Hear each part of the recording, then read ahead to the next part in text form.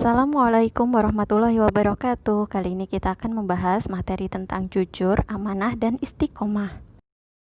Yang pertama, jujur. Dalam bahasa Arab, jujur sama dengan sidik, artinya nyata atau benar. Secara istilah, artinya kesesuaian antara perkataan, hati, dan ucapan. Sedangkan lawan kata jujur adalah bohong atau kizib. Allah berfirman, وَلَا تَلْبِسُوا الْحَقَّ بِالْبَاطِلِ وَتَكْتُمُوا الْحَقَّ وَأَنْتُمْ تَعْلَمُونَ. Quran Surat Al-Baqarah ayat 42. Contoh sikap jujur.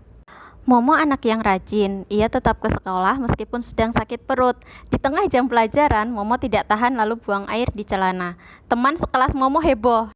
Lalu Zaki mengatakan kepada Bu Rahma selaku guru yang mengajar di kelas, jika Momo buang air karena sakit. Sikap Zaki ini termasuk jujur karena kemudian Momo mendapatkan solusi. Bu Rahma kemudian meminta Zaki untuk mengantarkan Momo ke UKS untuk menggantikan celana Momo yang kotor. Kemudian keluarga Momo dihubungi untuk menjemput Momo. Saat keluar dari kelas, Dodo ditanya oleh teman dari kelas lain. Ia mengatakan, Momo buang air di kelas karena sakit perut. Sikap Dodo ini bukan sikap jujur, tetapi ghibah. Karena sikap jujur itu tidak ada aib orang lain yang diumbar, sedangkan ketika kita mengatasnamakan jujur, ada aib orang lain yang diumbar, itu dinamakan dengan ghibah, bukan jujur. Dengan demikian, hikmah atau manfaat jujur apa yang dapat kita ambil? Yang pertama, dapat dipercaya orang lain. Yang kedua, mendapat banyak teman. Dan yang ketiga, hati menjadi tentram. Yang kedua, amanah. Amanah berarti dapat dipercaya. Secara istilah, artinya menyampaikan hak kepada pemiliknya tanpa mengurangi ataupun melebihi. Kebalikan dari sikap amanah adalah khianat. Allah berfirman, يَا أَيُّهَا الَّذِينَ آمَنُوا لَا تَخُونُوا اللَّهَ وَالرَّسُولَ وَتَخُونُوا أَمَانَاتِكُمْ وَأَنْتُمْ تَعْلَمُونَ. Quran Surat Al-Anfal ayat 27. Macam amanah ada 3. Yang pertama, amanah kepada Allah adalah bentuk dari menjalankan perintah yang telah Allah tetapkan. Contohnya, melaksanakan puasa, sholat, dan zakat. Yang kedua, amanah terhadap sesama manusia, yaitu kewajiban memenuhi hak sesama manusia.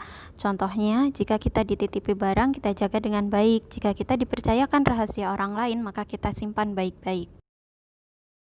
Yang ketiga, amanah terhadap diri sendiri, yaitu bertanggung jawab atas kewajiban dan tugas sebagai diri. Contohnya, kita berolahraga untuk menjaga kesehatan, memakan makanan yang bergizi, atau berwisata untuk menjaga kesehatan pikiran dan mental.